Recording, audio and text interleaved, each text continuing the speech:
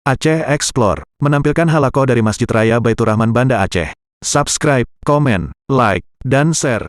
Mensucikan jiwa kita.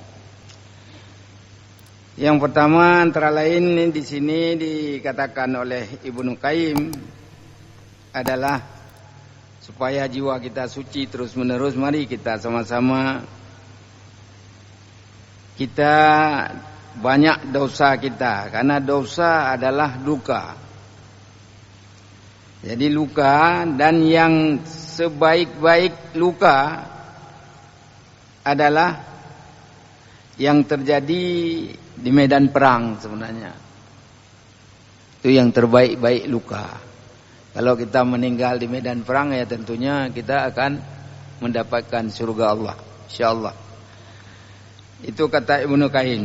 Jadi kalau ada berperang, tentunya kita harus ikut. Paling tidak ini sekarang ini juga perang dingin sepertinya.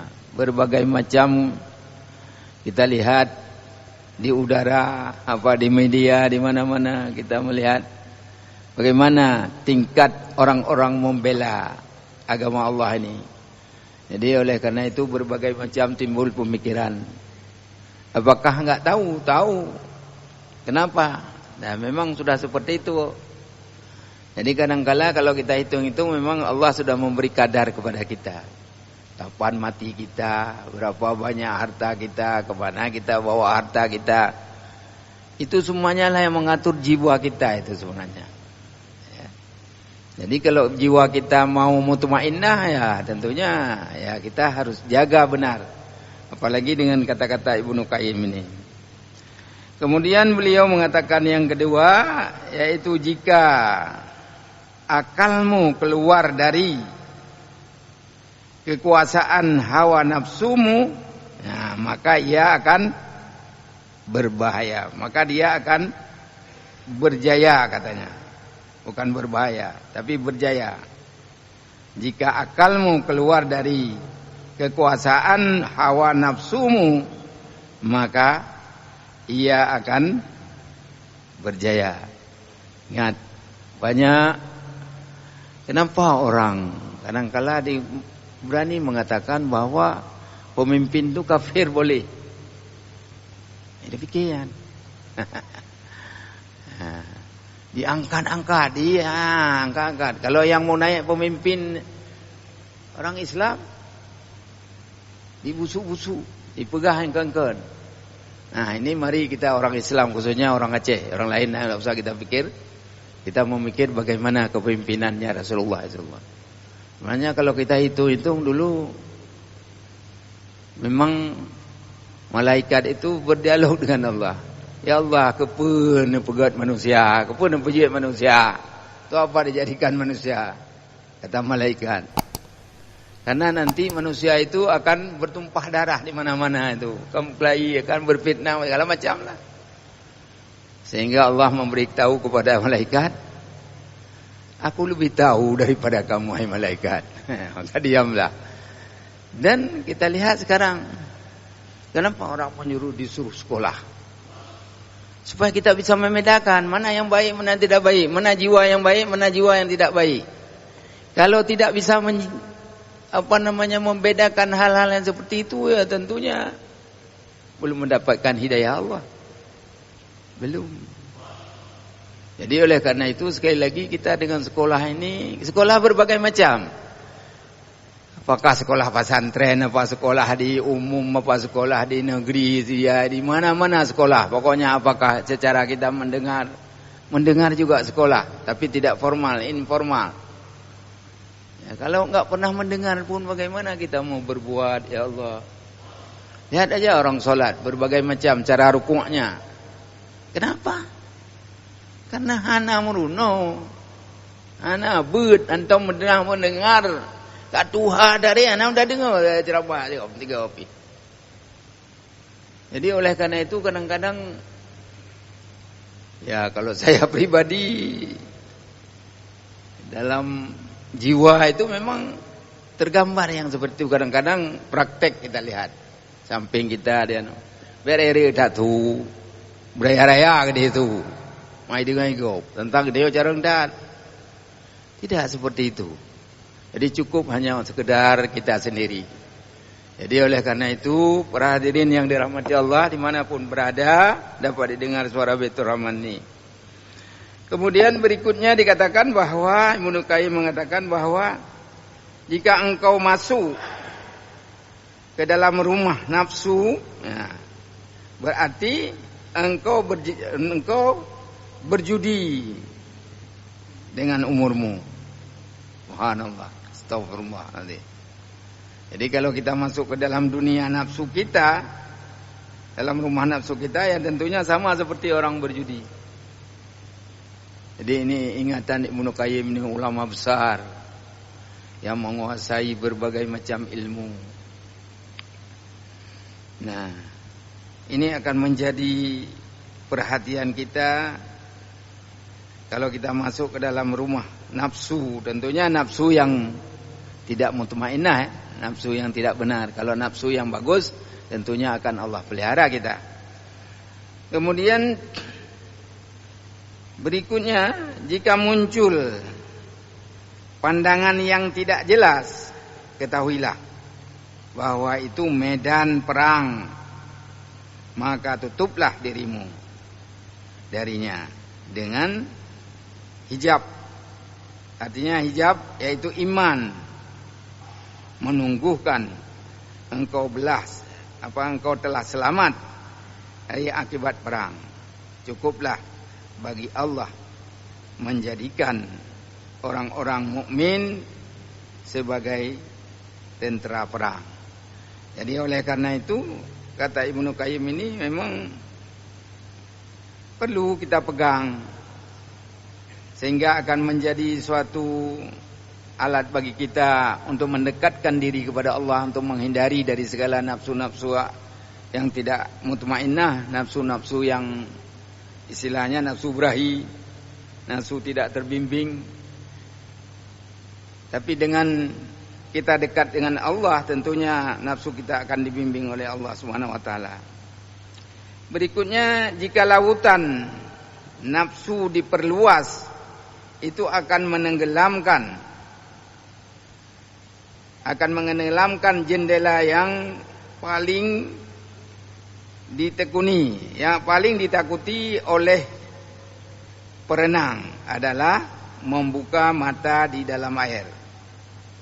Nah, kalau memang umpama yang seperti ini, tentunya kalau bisa, kalau memang nafsu kita nafsu yang tidak baik, ya ini tentunya sebaiknya mata kita ditutup, jangan dibuka. Tapi kalau dibuka akan masuk itu nafsu itu ke dalam mata kita. Kalau masuk ke dalam mata, ya tentunya akan didengar oleh kuping kita, akan masuk ke dalam otak, otak kita akan memproses. Jadi otak itulah yang akan membaginya 12 pasang. Lalu kita mengatakan bahwa keluar saraf di dalam otak itu 12 pasang. Jadi atas otak berbagai macam saraf. Saraf mata, saraf hidung, saraf mulut, saraf perut kita, ya. Saraf motorik itu akan membesar, itu akan menyampaikan semuanya itu. Apalagi kalau memang iblis setan itu menggoda kita, nafsu ini terus saja bergejolak, maunya itu aja, maunya itu aja. Mungkin kita bisa rasakan di dalam kehidupan kita, ya. Kemudian berikutnya, tidak ada seorang pun yang lebih mulia daripada seseorang yang di dalam kubur bagaikan di taman. Tidak seperti orang yang di dalam kuburnya bagaikan terpenjara. Jadi memang belum ada buktinya yang bisa kita tampilkan dalam kehidupan bagaimana orang dalam kubur sekarang ini. Gitu. Tapi kalau untuk mungkin dari segi fisik, ada orang yang sudah ratusan tahun dalam kubur, begitu dibongkar seperti biasa. Ija putih lah mana bro? Manteng glik, bersih, putih. Ada. Bukankah itu satu bukti yang diberikan yang ditampakkan oleh Allah kepada kita, supaya yakin Tapi namun orang-orang munafik, orang-orang kafir itu tidak percaya hal-hal yang seperti itu. Itu apalagi orang kafir itu. Mereka tidak akan percaya kepada kita selama kita masih menyembah Allah kita. Tapi mereka akan memberikan sesuatu kepada kita apabila kita meninggalkan agama, masuk ke agama mereka. Itu sebenarnya orang-orang mereka itu. Jadi tidak perlu. Dan kita tidak perlu juga orang-orang kafir itu kita memusuhi juga, tidak perlu. Orang Islam ini kan orang baik-baik. Tidak boleh juga kita memusuhi mereka. Ya, tetap kita berhubungan duniawi itu tetap. Asal jangan apa yang dilarang oleh Rasul kita, oleh Allah kita, jangan kita dekati. Kemudian berikutnya, seberapa banyak keutamaan seorang, sebanyak itu pula akan mendatangkan imbalan. Kesabaran akan menjadikannya memahami musibah. Barang siapa sedikit takwanya,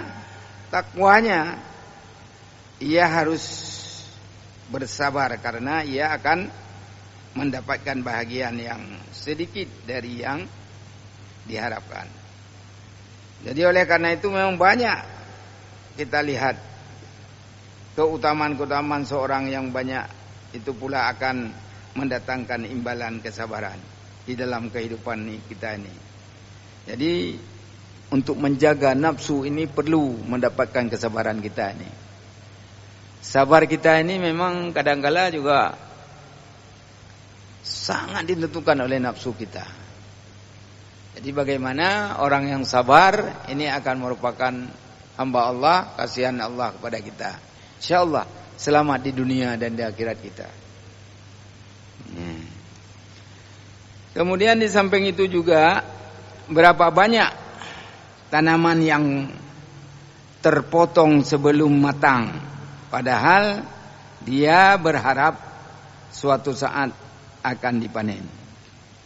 Memang kalau kita hitung-hitung, banyak orang yang sedang jalan-jalan, sedang enak-enak, sakit. Sedang jalan-jalan, sedang enak-enak, kena penyakit. Makanan yang enak, habis makan, sakit. Sakit kalau enggak bertahan, ya innalillahi, mati. Ada cerita. Kadang-kala kita kan enggak tahu bahwa kita ini memang dalam keadaan penyakit sebenarnya dalam kehidupan kita. Kalau kita dulu ada istilahnya itu patologi umum. Melihat wajah aja orang sudah kita cenderung kemana sakitnya. Punya urung bahu menan. Pijut. Yang kena preh-preh batuk. Nah, cerita. Tunggu-tunggu batuk. Ya. Gundut besar. Yang kena preh-preh darah tinggi. Yang kena darah tinggi ya ginjal. Yang kena ginjal jantung. Jadi ada ilmu-ilmu untuk melihat wajah itu. Wajah tu iya. Ada, bisa kita melihat wajah. Seperti wajah pemimpin bisa melihat wajah kita ini bisa dilihat sama orang. Ada ilmu itu. Umpamanya seperti wajah Bill Clinton ya. Ini kan dagunya ini agak tirut uyu becut, agak sikit. Itu kecenderungan apa dia? Dia ingin memeluk dunia coba. Dia ingin perang sana, perang sini, perang sana, perang sini. Ini pemimpin yang model seperti itu. Ini sekarang si Putin ni kita lihat bagaimana wajah dia. Apa wajah pedagang, wajah ekonomi. Itu wajah yang gepeng-gepeng sikit itu wajah ekonomi. Jadi kalau ada wajah, mohon maaf ini tidak semuanya ya. Ini keramalan ya. Ya. Kalau ada wajah gepeng masuk ke warung kopi rame-rame, ini paling cepat terbiat. Ambil bayu ke. Nanti perhatikan. Biar malu dia. Jadi oleh karena itu, kadang-kala ini kan wajah ramalan. Ada 3 wajah. Wajah gepeng, wajah wajah bulat. Itu seperti Soeharto, wajahnya wajah bulat. Apapun cerita. Soeharto itu. Masjid seluruh dunia, seluruh Indonesia dia bangun masjid. Tuh. Nah, sekarang wajah hutang. Ya. Nah, ini kecenderungan ya, tidak kita menuduh, tapi itu ada ilmu kecenderungan yang seperti itu. Waktu saya dulu diajar sama guru saya. Jadi dia lulusan dari Inggris, mungkin ilmunya dari sana. Profesor tuh yang mengajar saya di UGM dulu. Jadi oleh karena itu sekali lagi para hadirin yang dirahmati Allah, sudah ada sebenarnya. Semua sama kita itu sendiri. Yang membuat baik tidak baik adalah kita pribadi sendiri, bukan orang lain. Sudah diatur oleh Allah. Nah, caranya adalah ilmu. Kalau ada ilmu, nah insyaallah. Ya. Ilmu apa saja, tentunya ya jangan ilmu jahal lah, ilmu dukun. Ya, ilmu dukun sama saya banyak juga.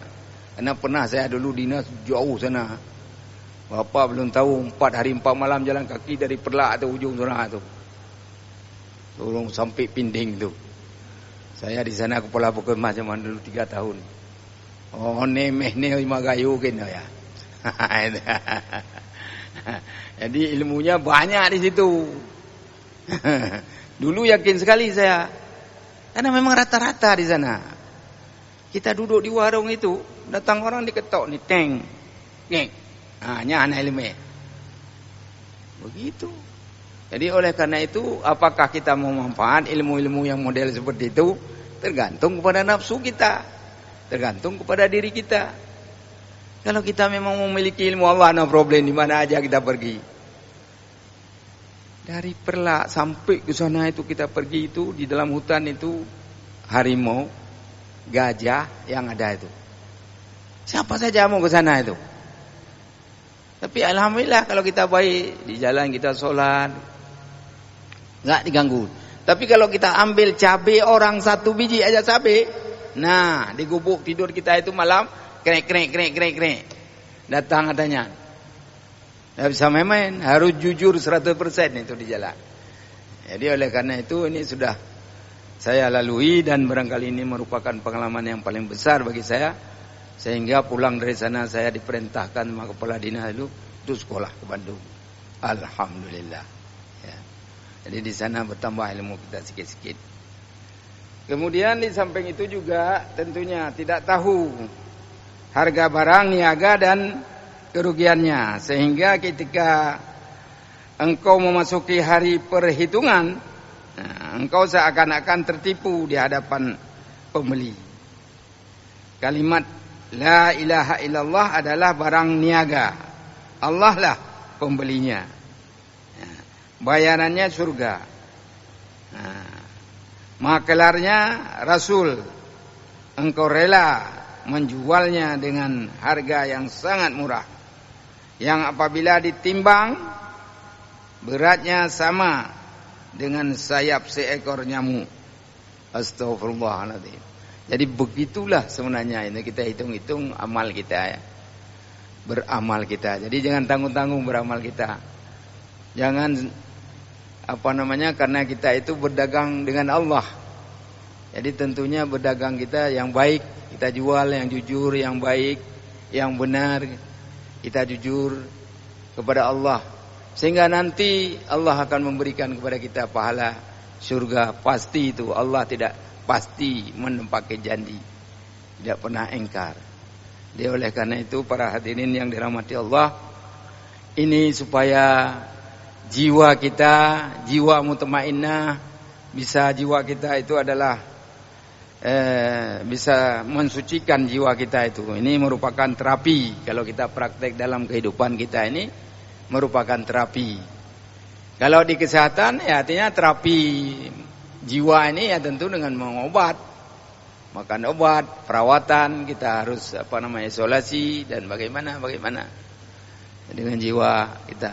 Ini Ibnu Qayyim ini memang ulama besar yang telah memberikan informasi kepada kita, dan inilah nanti barangkali akan kita teruskan di bulan yang akan datang. Mudah-mudahan akan Allah berikan waktu kepada kita bisa ketemu lagi di bulan yang akan datang. Anak cerita, umur kita belum tentu. Subhanallah. Ya. Jadi kepada Allah kita mohon ampun, sama manusia saya minta maaf. Saya akhiri wabillahi taufiq wal hidayah. Wassalamualaikum warahmatullahi wabarakatuh. Alhamdulillah.